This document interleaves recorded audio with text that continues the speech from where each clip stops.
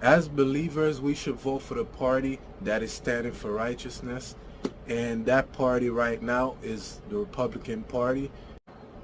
We don't want to vote for a party that's promoting LGBTQ in schools and just promoting LGBTQ period. That's an abomination according to the word. Pushing agendas on children in some school children could change the agenda without parents knowing. Guys, that's absurd. Anyway, watch this how Joe Rogan goes off on Kamala Harris and JD Vance. You, of course, I'm sure, paid attention to the kerfuffle over a comedian at the Trump rally at MSG. I think you even know this guy, right? He's a good friend of mine. Okay, yeah. Tony Hinchcliffe. So he tells a joke about Puerto Rico. The number of mentions on CNN about this joke in the last 48 hours. This was as of last night. 143 on MSNBC, 101 on ABC, 53 on NBC, 32 and on CBS, 31. In 2 days, they talked about that joke effectively nonstop. You know what it means to have 31 mentions on NBC News about this particular thing? That is saturation. Last night, Joe Biden called the half of America that's going to vote for Donald Trump garbage. Do you think that the word garbage is going to appear on CNN 141 times over the next 2 days? No. I would bet no. Now, what's the difference? Well, one difference is that it was a comedian telling a joke, and it's the president of the United States telling what he actually thinks. Another difference is, again, it's a comedian with, at best, a tenuous connection to the Trump campaign.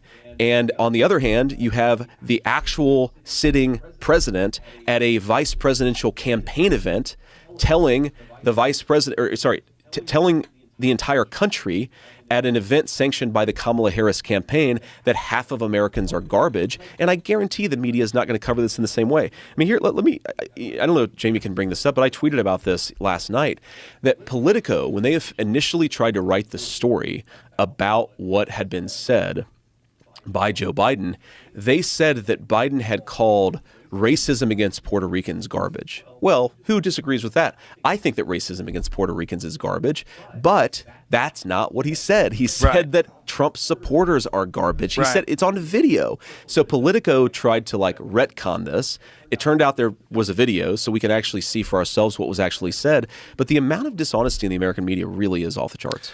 No one thinks he's there, which is also one of the fascinating things when they asked her, when did you know that he was mentally impaired and why didn't you talk about it earlier? And there's this, Joe Biden has always done the amazing work that Joe Biden does. It's just like this, where are you going? Yeah. You want to get the lights that they use with the air traffic controller, come this way. Yeah, come this way. I think she wears an earpiece. I wouldn't be surprised. I have no idea. The earpiece one was amazing.